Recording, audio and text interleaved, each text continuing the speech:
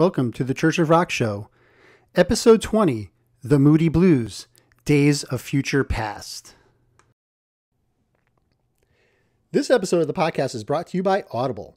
Get a free audiobook download and 30-day free trial at www.audibletrial.com/Church of Rock.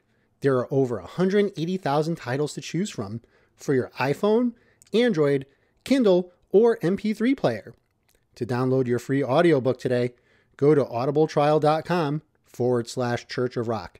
Again, that's audibletrial.com/Church of Rock for your free audiobook.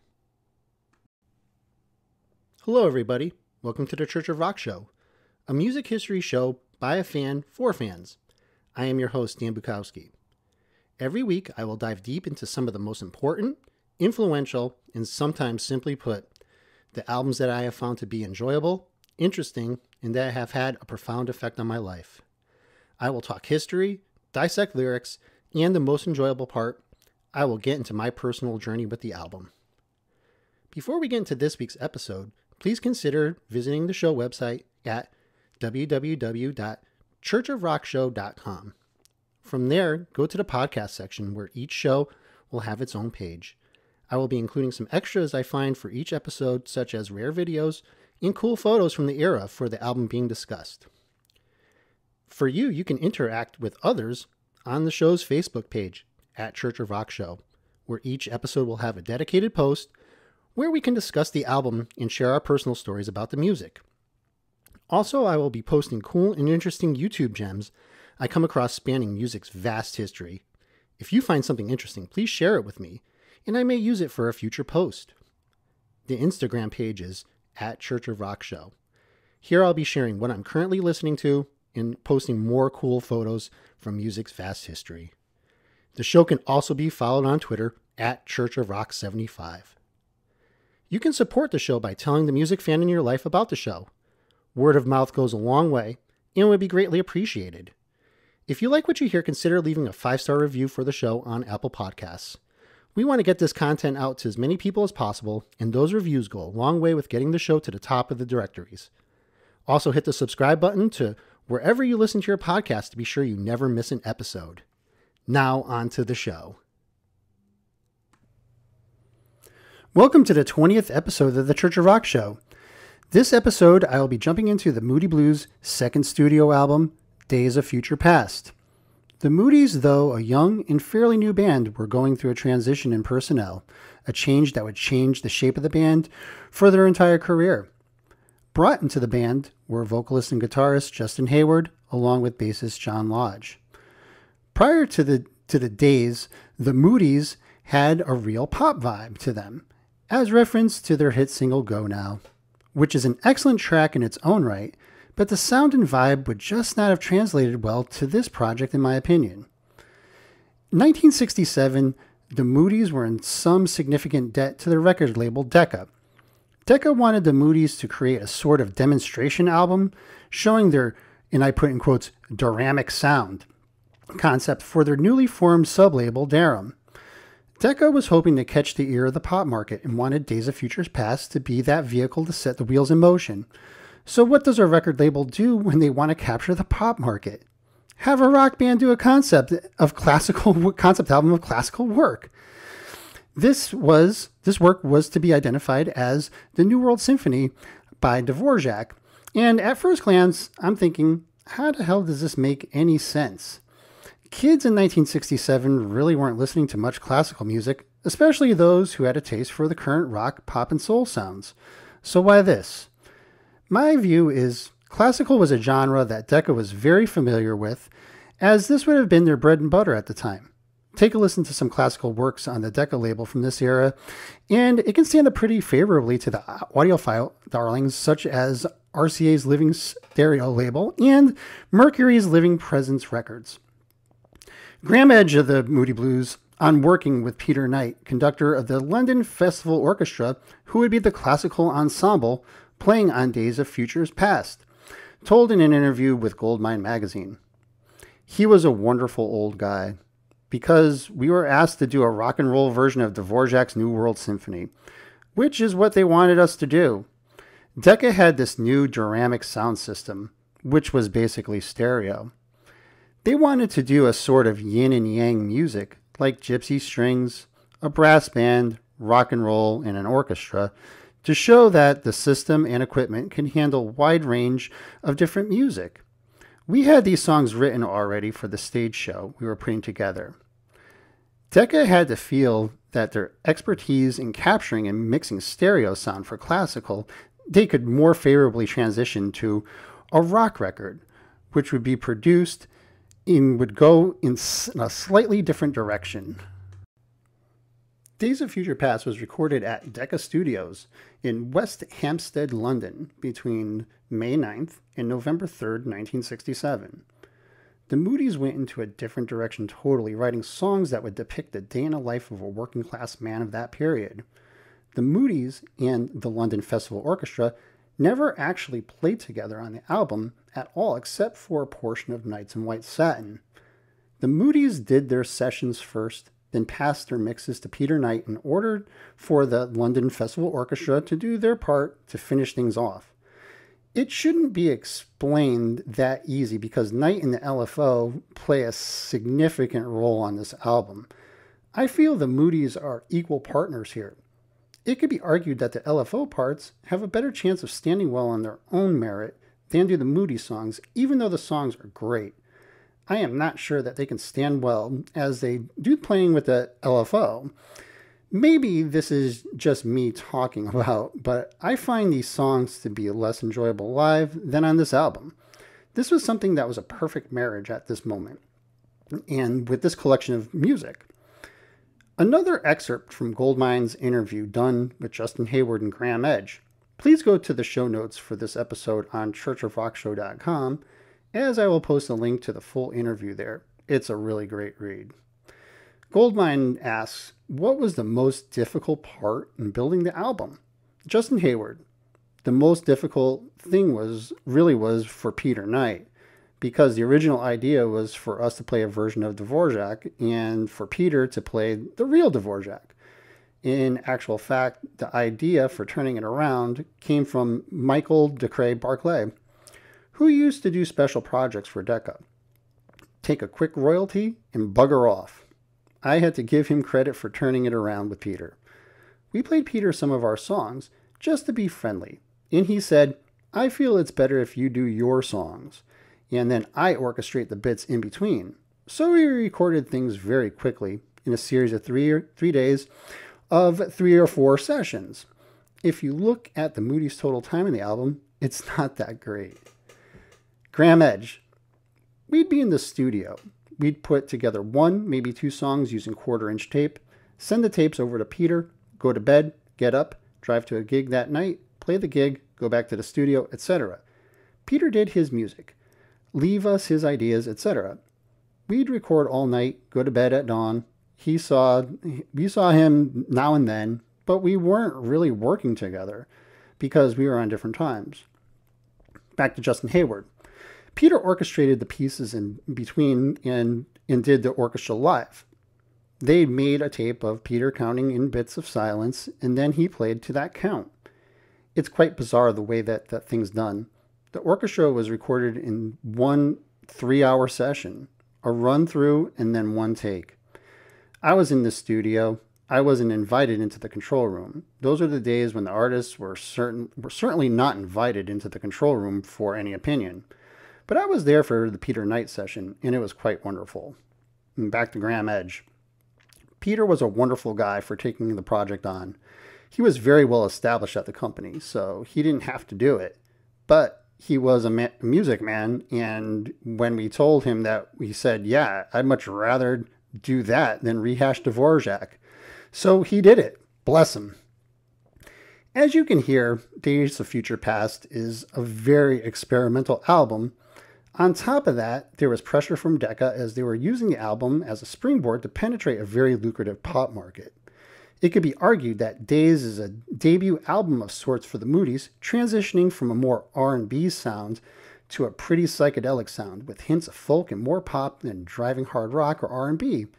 Coupling that with Peter Knight, being such an established figure at Decca, who was given this concept by Decca that he would be playing Dvorak. And then the pop guys were like, no, we're going into another direction with these songs, which have little to do thematically with the Dvorak lyrical themes. And it's a more modern, very modern, as we jump into the lyrics in a few. And ultimately, it created what would turn out to be a very important album, as we have a mashup of pop and classical coming together, which wasn't a totally foreign concept for rock bands to be doing that at the time, because other bands were using classical accompaniment. I mean, hell, the Beatles and the Stones were doing this, but doing this for a whole album with a classical ensemble is every bit of the star of the record as the group who would be headlining the album. The artwork for the album is a sight to behold as well. To me, it is something that you would see on a classical album or an avant-garde jazz album.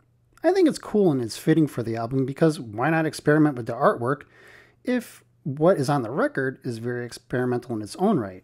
Again, I feel Decca was trying to get some sales from the classical heads, giving them something that they were a little bit more familiar with.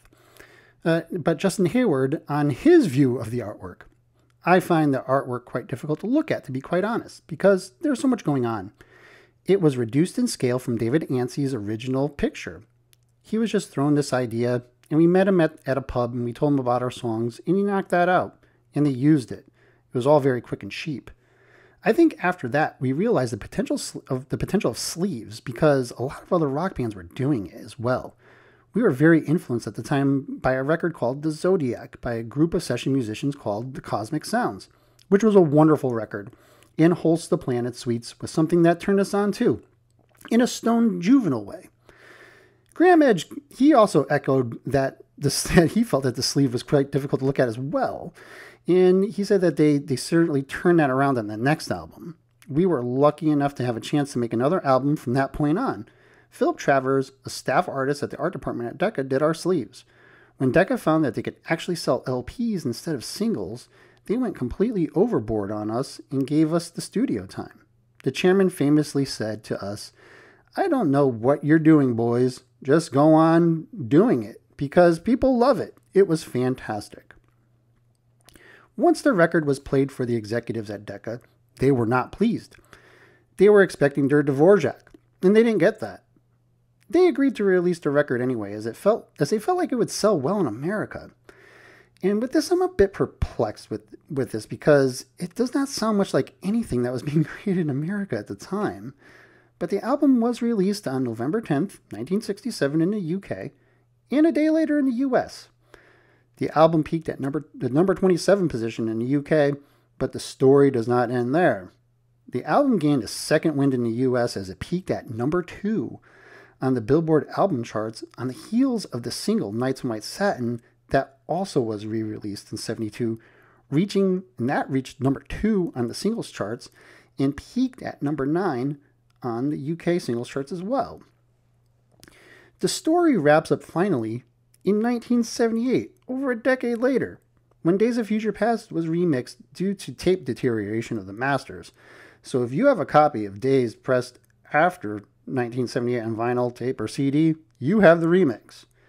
If you want to be sure to have the original mix, get a copy of the record prior to 1978, and really be safe, go for an early pressing near the release date, or grab the 50th anniversary edition of the album on CD, where you get the original mix for the first time in digital format, along with a bevy of bonus material.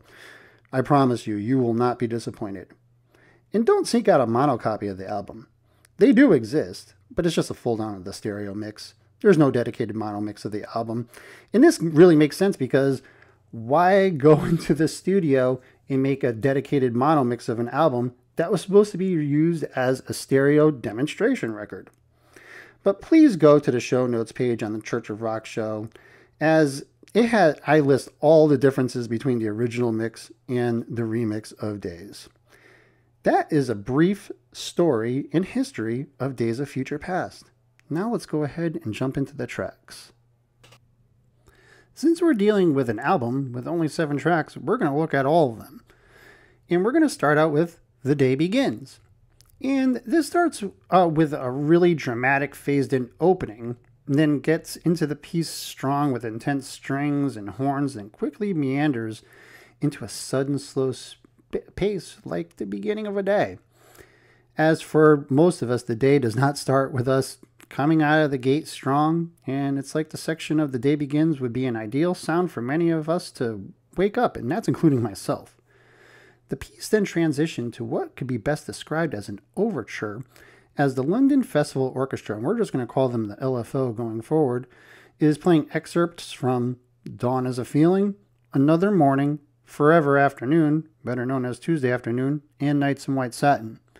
The prominence of Nights in White Satin is well noticed. Then the piece transitioned to the spoken word poetry written by Graham Edge and recited by Mike Pinder, with the subtle musings of the LFO, with Pinder's voice up front in the mix, which I am using the remastered 2017 version of the original mix as my reference. The lyrics: cold-hearted orb that rules the night, removes the color from our sight. Red is gray and yellow white, but we decide which is right and which is an illusion.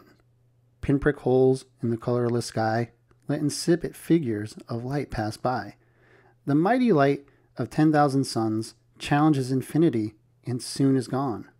Nighttime to some, a brief interlude, to others the fear of solitude. Brave Helios, wake up your steeds, bring the warmth the countryside needs. Not really much to go into with that one there. It's really talking about the overnight time and how it can be such a short time because we have to then transition into our next day. And really the prominence of the sun here, just bringing new life to a new day. Really good stuff, really forward thinking. And this is where, for those who were Moody Blues fans before 1967 and they were expecting the R&B go now type of stuff, we have now gone into another realm altogether. The next track is Dawn is a Feeling. The LFO continues to play on Dawn until about 40 seconds into the track. Then the Moody Blues take the musical accompaniment over. And take a clear listen to this 40-second transition on Dawn, as I feel is when you can clearly hear that there's a bit of difference in sound quality between the LFO parts and the Moody parts, as the LFO sound quality to my ears is superior than the sound quality of the Moody's parts. And this is where you're seeing the difference of recording styles, where we mentioned in the history of the album where the Moody's did their pieces on their own and the LFO did their pieces on their own. So they're just two different dynamics going on there. And I can definitely hear the difference. I hope that you all can do the same as well. But the Moody's start with a dramatic mellotron opening, which is pretty cool to me because the tron is the primary musical focus to my ears, even more so than the vocals that Justin Hayward provides, which is really telling because Justin Hayward is one of my favorite all-time rock pop vocalists of that era. So let's get into the lyrics here. Dawn is a feeling, a beautiful ceiling. The smell of grass just makes you pass into a dream. You're here today, no future fears. This day will last 1,000 years if you want it to. Now, this is taking something that I think when we're talking about the smell of grass is something that we take for granted. It's just like, oh, it's the smell of the grass. Someone just cut their lawn. Whatever, if it's a pleasant smell to you, then you like it. If it's not, especially if you have allergies, then you're going to be sneezing along. But here, it's just kind of like thrown into here with the dawn as the feeling. And it's almost kind of weird that you're smelling grass at the beginning of the day. Because, I mean, honestly, I really don't smell the grass at the beginning of the day. But it's just showing that dawn is the feeling, a beautiful ceiling. Everything's a new day here. And then it goes into this day will last 1,000 years if you want it to. It's like your day is you're going to make your day out of what you make out of it.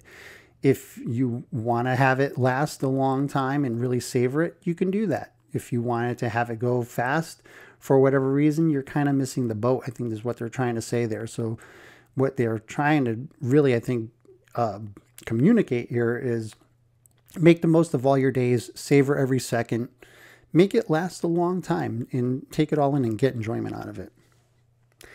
You look around you, things they astound you, so breathe in deep, you're not asleep, open your mind. You're here today, no future fears, this day will last 1,000 years if you want it to. So again, the Moody's are painting the picture here where, all right, you're going out the door, you're going to work, look at everything that's going on around you, and then just take a nice, big, clean, deep breath. And then they're also saying, open your mind. You know, where are they actually going there with that? I think it's more on an innocent side, quite honestly, there, where it's just saying, hey, just, even though if you have preconceived notions of where your day is going, just go into it with an open mind and don't have any prejudices as to how it's going to go. Do you understand that all over this land, there's a feeling in minds far and near, things are becoming clear with a meaning. This is Mike Pinder's bridge. And to me, this is saying, he's saying that the world is becoming a smaller place. We're not separate countries. We're not separate races. We're not separate cultures anymore. We're now becoming a melting pot. And it's happening, whether people want to embrace it or not. So he's just basically saying, it's nothing, we're not going to go backwards anymore. We are progressing forward. So just embrace all the changes that are going around us. Now that you're knowing, pleasure starts flowing. Its true life flies faster than eyes could ever see. You're here today. No future fears. This day will last 1,000 years if you want it to. Again, now that you're knowing, this is the Moody Blues saying, hey, you know what? You've taken in this information now. You have no fear of anybody or anything that's going to be coming into your space. We're all going to be working together. That's the message that they want to convey there. And then as soon as the vocals end, the music transitions back to the LFO, theming dawn with a subtle transition into the morning. I don't know why, but the music which begins the track The Morning gives me the Disney vibes from this era. If you're familiar with some of those films and shorts, it feels like it could be accompanied by something like Snow White and the Seven Dwarfs, with the dwarves waking up and getting ready to do their work. Is this a coincidence, or is this my mind getting creative? Who knows? But the tempo of the music does pick up, almost following the mood one would have on their commute to work, as someone who's getting their mind and body fired up for the day ahead. The mood for me on this is a positive one. And I feel throughout this album that the themes are neutral because every individual goes through different emotions as they prepare for whatever it is that they do. There is no social commentary meant to go on, and this stays true to a theme of balance of emotions. What comes next is really cool, and I feel the Moody's are transitioning from the adult work to the world of a child with the lyrics. Birds flying, children sighing. What a day to go kite flying. Breezes cool, away from school. Cowboys fighting as a duel. Time seems to stand quite still. In a child's world, it always will. And I think this is kind of typical for every adult. As we go and we look back at our childhood, it seemed like it lasted forever. We were in school forever. We were with the same people forever. But then as you grow older, everything just goes so much faster. And then even observing my own children, it seems to be going all so fast, but then I'm sure it's going oh so slow for them. Fish is biting, so exciting. Lunchtime now is so inviting. Angler Bill, he gets a thrill, sitting watching Bobby and Quill. Time seems to stand quite still. In a child's world, it always will. Yesterday's dreams are tomorrow's sighs. Watch children playing as they seem so wise.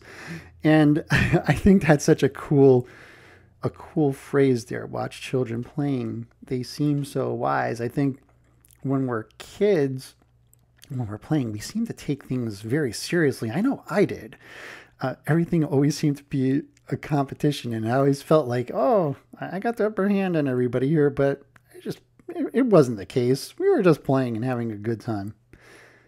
Mary Green, today's a queen, 1,000 dollies are a dreaming, cotton frocks and golden locks. Her palace is an orange box. Time seems to stand quite still. In a child's world, it always will. All along in between the lyrics and bridges, they're working like there's a working like theme being played by the LFO. This is the track where Decca was making the playing of a one track being a hybrid, where you had the Moody's and the LFO kind of interacting with one another. And it seemed to be working out so well. And just the editing and the mixing of this, the transitions are just so crisp. And they serve the mood of the track very well. And the moods are distinct between the parts of the working adult and the child, and the adult reminiscing about their own childhood, like their world is never going to end. I feel, again, as we get older, we just understand what our mortality is, and we know it's all going to come to an end at some point. And we tend to yearn for those days and for the minds that their entire lifetime is ahead of them, and they have big dreams, where adults start to take inventory of the missed opportunities that they had over time. Now we transition over into lunch break. And this piece takes a very whimsical and light start, almost like a portion of the day where one is grinding out productive work, or you're part of a unique meeting of the day, and it all seems to run one right into another. But then the music takes a fast turn, almost like we're on a trip into the morning, but rather than stopping to tell the details of what we experience, we're just getting into that midday point of the day where many of us just want to land, because at that point, everything starts slowing down a little bit. We're taking a break. This, in my mind, I'm picturing a person working in a cubicle or an office space, and they're just taking a break for a bit of solitude. I see it all through my window, it seems. Never failing like millions of bees. Now look at that. They're observing all the people out there, and it just seems like they're all worker bees to this person. All that is wrong. No time to be one. Only to do what can't be done. And yeah, I think we all kind of fall into that trap every once in a while, where we just kind of fall into this thing where we just kind of hone in on what we feel like we can accomplish that day, rather than taking inventory and taking pride of what we are doing in the present and what's going to ultimately get accomplished. Peak hour, peak hour. Minds are subject to what should be done. Problem solved. Time cannot be won. 1 hour a day, 1 hour a night. See crowds of people, all meant for flight. Peak hour, peak hour. And then that's where they're saying, okay, they're observing just in a kind of community where everybody takes their lunch hour at the same time here. And what they're saying is, okay, we're seeing the crowds of people here are meant for flight. They're going to wherever their lunch place is of choice, whether they're going someplace, going to a restaurant or going into the park, wherever they want to do to get out of there. It makes me want to run out and tell them. And the music slows, like the narrator has a solution for everybody. They've got time. Take a step back out and look in. I found out I've got time. And yeah, it's almost kind of like in the morning when you know you have your big task list and it just seems impossible. But then once you start getting things done, you're like, yeah, I've got time to get the rest of the stuff done. And then the music builds gradually, led by the drums, with the mellotron being the neutral constant here. And it's just adding to the period at the end of the drum section here. And then we get back into the lyrics again. Minds are subject to what should be done, problem solved. Time cannot be won. 1 hour a day, flight from home. That's what I think of that. 1 hour at night, it's the flight from work. And then sees crowds of people who are meant for flight. Again, we're not meant to just be at the work all the time. We need to learn how to turn on when it's time to go to work. And then we also need to learn on to turn off the switch when we just need to have our mind rest. And that closes the first side of the album. Opening the second side, we have The Afternoon, or Tuesday Afternoon. And the first part of the song should be very familiar because it is the single Tuesday Afternoon. Tuesday Afternoon, I'm just beginning to see, now I'm on my way. It doesn't matter to me, chasing the clouds away. I find it very interesting that since the Moody Blues are having lyrics built around a day in the life of a typical working class person at the time, they chose Tuesday as the day. And to me, that almost seems to be perfect because we're not in that midweek point of Wednesday, and we're not in that, we're going to say, the decline of the week going from Thursday into Friday. So very cool. Again, I talk about neutrality throughout this section here of the podcast here. And Tuesday always seems to be the most neutral day out of all of them because you're not at the very beginning of the work week. You've got past your Monday. We are not exactly in that midpoint there. So I think this was absolutely perfect. Something calls to me. The trees are drawing me near. I've got to find out why. Those gentle voices I hear explain it all with a sigh.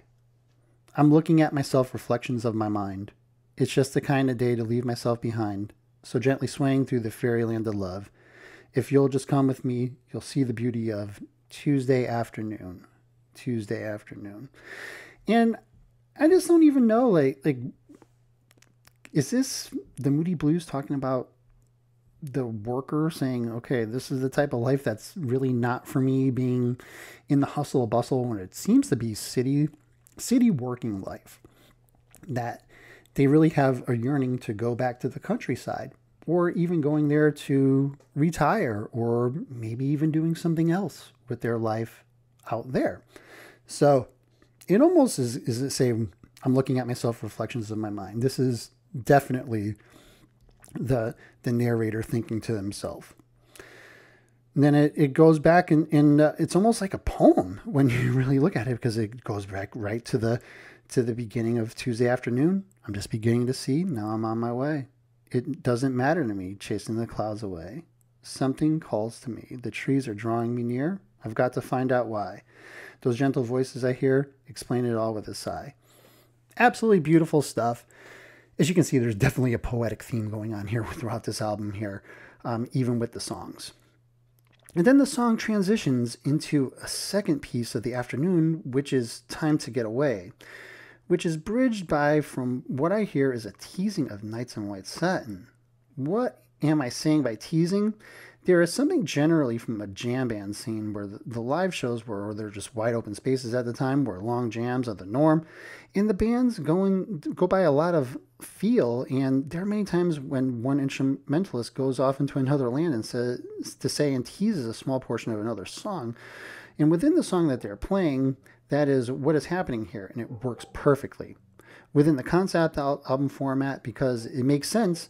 Because you really don't want to make sense, because you really don't want to put too much emphasis on individual songs. It is a collection of songs here, and for the Moody Blues to tease another song within the album works absolutely perfectly. And then from the orchestral sounds of the LFO, the music then transitions back to the Moodies. Evening has come to pass. The time of day doesn't last. Evening has earned its place today. I'm tired of working away. Working, living, it brings only way to have those things. Toiling has brought too many tears. Turn round all those lost years. And man, that's almost kind of depressing in a lot of ways, because the lyrics are just basically saying, yeah, you know what? We understand that there are rewards from work, obviously, through the work, through the pay. You're able to live a lifestyle that you want to live. But then he's also reflecting like, man, you know, is this really what I was meant to do? Is this who I was meant to be? And it gets into a lot of reflection there. Evening time to get away till the next day. Live, all you people. You can see where you're at. It doesn't really hurt you, so it can't be that bad. And that's almost kind of like the guy talking to himself here, and he's trying to communicate this to everybody that's around him that he sees. And really, we're just all kind of scurrying about at this point as individuals. We're looking to leave our workplace. We're looking to go home. And he feels and he sees in the other people's faces and how they're making their movements that they're almost kind of feeling the same way that he feels. And he's also convinced himself that things really aren't that bad. It could be a lot worse. And he really wants to communicate that to everybody else too. And that's how the song wraps up there with evening time to get away, evening time to get away, evening time to get away till the next day. Basically saying goodbye to his coworkers, goodbye to his office. I'm going to now move on to my home life, and we will pick it up again tomorrow. We now transition over to the track called Evening. The piece opens with the LFO playing a steady medium range tempo as it takes us back to the workday. Then it quickly transitions into a slower tempo, giving off the cue to the listener to now settle in, as the rest of the time of the day now belongs to us. We have fulfilled our daily work obligation, and our time is ours to contemplate whatever it is we like. The lyrics flow into the section called The Sunset, which follows something I love to do, which is taking time for myself in the outdoors to get back to nature and appreciate my surroundings. The sunset it's very percussion heavy musical accompaniment. When the sun goes down, all the clouds frown. Night has begun for the sunset. See it with your eyes, earth re-energized by the sun's rays every day. Take a look out there, planets everywhere. When the sun goes down and the clouds all frown, night has begun for the sunset. Shadows on the ground never make a sound, fading away in the sunset. Night has now become day for everyone. I can see it all from this great height. I can feel the sun slipping out of sight, and the world still goes on through the night. Now that just shows you right there. The earth just keeps on moving all day, every day.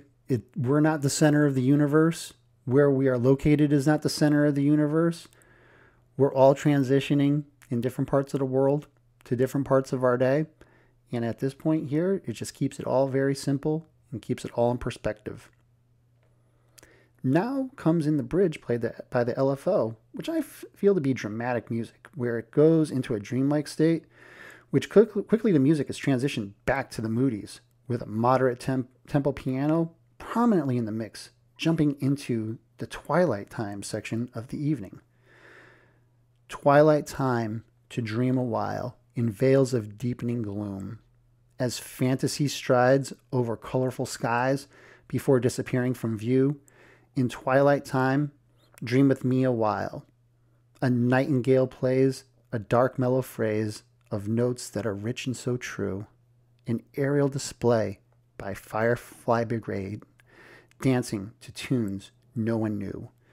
In twilight time, dream with me a while. Building castles in the air, whistling to the wind. As nature bows down her head, see what tomorrow brings. Twilight time, dream with me a while. Bats take to wing like puppets on string, prancing cool evening air. In sightless glide, no reason to hide, away from the sun's blinding stare. In twilight time, dream with me a while. This is very psychedelic in my eyes. Even though we're just keeping everything pretty much in perspective at twilight time. I like the talk about the bats coming out because that's when they all come out there. at this point. But then there's also some of these also dreamscapes that are being brought in here, talking about building castles in the air and dancing aerial displays and things along those lines, and talking about the fireflies and how they just seem to be in kind of a dance all around. But yeah, just super, super cool. A good mix of what is real and what is in the mind. Then the music transitions back to the LFO, and they give off a contradictory mood as there's a moderate orchestral music being reintroduced, almost seeming to give the message that as even though we have come home, we are away from work, our minds still have a lot to do to shut off. And all the way as something important comes to our mind about our job, we need to either get it done or at least make note of it to take a priority for the following day. And then the music goes back to a slow tempo as we prepare to enter into the final piece, which is the night. The night, much like the afternoon, leads with a single, which most of us are familiar with, which is Nights in White Satin. What else is there to say about this track? It's timeless, and it's a classic, which continues to get steady airplay on classic rock and pop radio. Here is some commentary on the track told by Justin Hayward, as he had told. It's on loudersound.com, and I will post the link to this page on our show notes page at churchofrockshow.com. There was a lot of emotion that went into the song, he affirms. I was 19 or 20 at the time, living in a 2-room flat at Bayswater with Graham Edge from the Moody Blues and our girlfriends. I came back from a gig one night around 4 or 5 in the morning when the birds were just twittering. Sat on the side of the bed and wrote a couple verses. The only people writing in the Moody's then were keyboard player Mike Pinder and myself. He'd been working on a song called Dawn is a Feeling, which I'd heard him fiddling around with, and I knew the other guys were expecting something from me at rehearsal the next day. Searching for some kind of metaphor for his emotional turmoil, Hayward remembered a recent gift that he had been given, another girlfriend, who was neither the one that he had just dumped, or had just dumped him at the time, or the one that I was then going with, had given me some white satin sheets. They just happened to be in my suitcase, and I was trying them out in this place that Graham and I lived in. They were very romantic looking, but totally impractical. And Hayward says, I played it for the other guys, and they were a bit nonplussed. Then Mike said, play it again. So I did the first line and went and he mimics the melody refrain on the Mellotron. And that's the phrase that started to get everyone else interested. Suddenly the others can see what parts they might play on it. Nights in White Satin, never reaching the end. Letters I've written, never meaning to send. That is amazing. It's almost kind of like writing in a journal at that point. These are just words that are only meant for you. Beauty I'd always missed with these eyes before. Just what the truth is, I can't say anymore. 'Cause I love you. Yes, I love you. Oh, how I love you. And yeah, I mean, I guess this is kind of almost like Justin Hayward saying that, yeah, I didn't realize what I had in front of me at the time and really didn't appreciate it. And even though he gets dumped, he still loves her. Gazing at people, some hand in hand, just what I'm going through, they can't understand.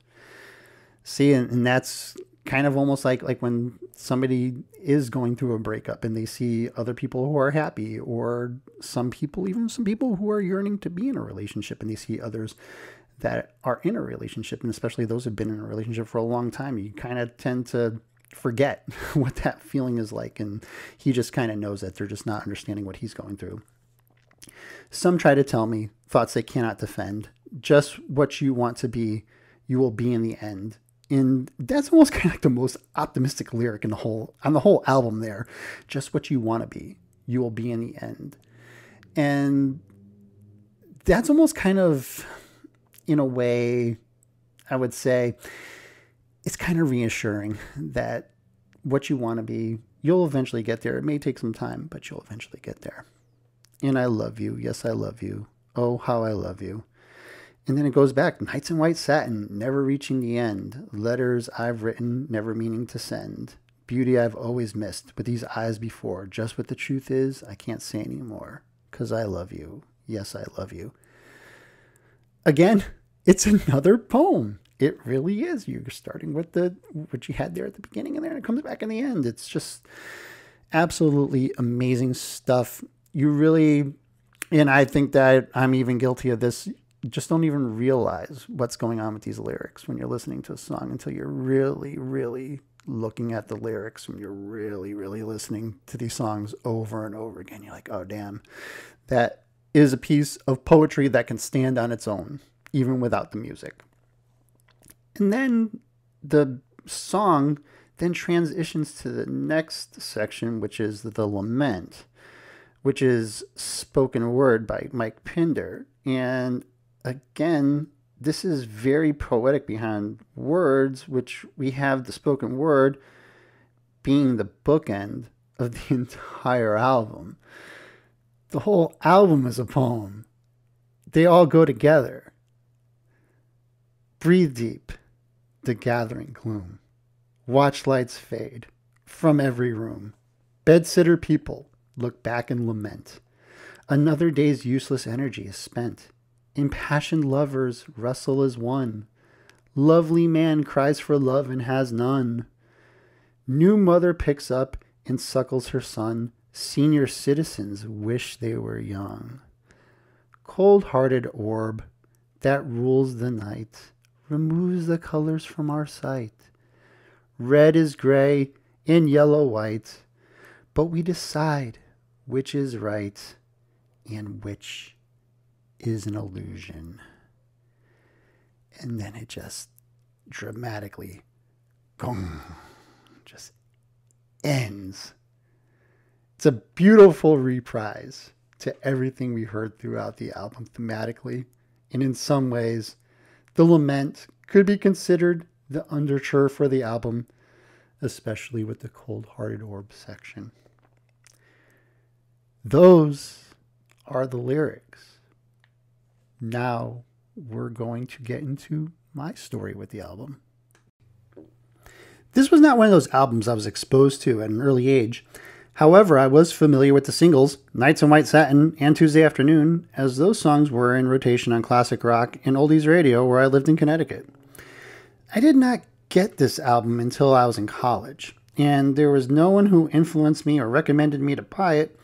It just seemed like one of those gaps I had in my collection at the time, so I grabbed a CD from one of the music clubs of the day, and there it was in my collection.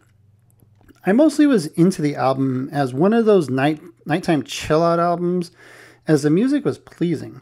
I never really was paying attention to the lyrics. It was just a good vibe. This still did not send me off to buy any more Moody's classic albums. That would not happen for me until my late 20s and early 30s, when the Moody's classic output was released in surround sound on SACD. Before that, I did buy a copy of the album on vinyl, which happened to be the original mix, but I never noticed it because I would only listen to it sparingly. I tended to listen to the CD more as a matter of convenience, but then I also purchased a surround sound copy of the DVD audio, which was a thing back then at a local Borders bookstore. As for the album, many have said that Days of Future Past was the birth of progressive rock music. I tend to disagree. The album was super experimental for 1967. Hell, if someone wanted to take a stab at something like this today, I would still consider it to be experimental. Days of Future Past, I feel, did not progress into anything else for what would become the progressive rock genre, nor did the Moody Blues build off of this album in a way as the next Moody's albums, to my ears, were more psychedelic and trippy than Days of Future Past. Even the lyrical themes are going away from the everyman to the psychedelic explorer. I appreciate the album more as the years go on. It is probably the one Moody's album I go to, and Search for the Lost Chord is pretty damn cool as well. If you feel I'm missing the mark on this album being the birth of prog rock, feel free to drop me a message on social media or start a discussion on the page where this podcast will be on Facebook and Twitter. Thank you so much, everybody, for taking this journey with me today on going through the Moody Blues Days of Future Past album. Feel free to subscribe and stream this podcast wherever you get your podcast. Hit that subscribe button so you never miss an episode. Also follow me on social media. Facebook, at Church of Rock Show. This is where I would like to have the discussion with all of us fans, all come together and talk about the album. I'm also at Twitter on Church of Rock 75, and then also go to Instagram at Church of Rock Show. On the Facebook page, I'm also going to be sharing many posts with many videos of the vast music history, mostly emphasizing on singles, which are going to be missed on the Church of Rock Show because this is an album podcast. And the same thing with Instagram, a lot of cool pictures about music's history, what I'm listening to at the time, and just a cool place to hang out. So again, I thank you so very much. And also too, before I forget, go to the website, churchofrockshow.com, where you're going to get all the show notes with a lot of bonus material going on there. And then I also present links to where you can listen to these albums on Spotify and Apple Music. Until next time, this is Dan Bukowski saying thank you so very much for listening to another episode of the Church of Rock Show.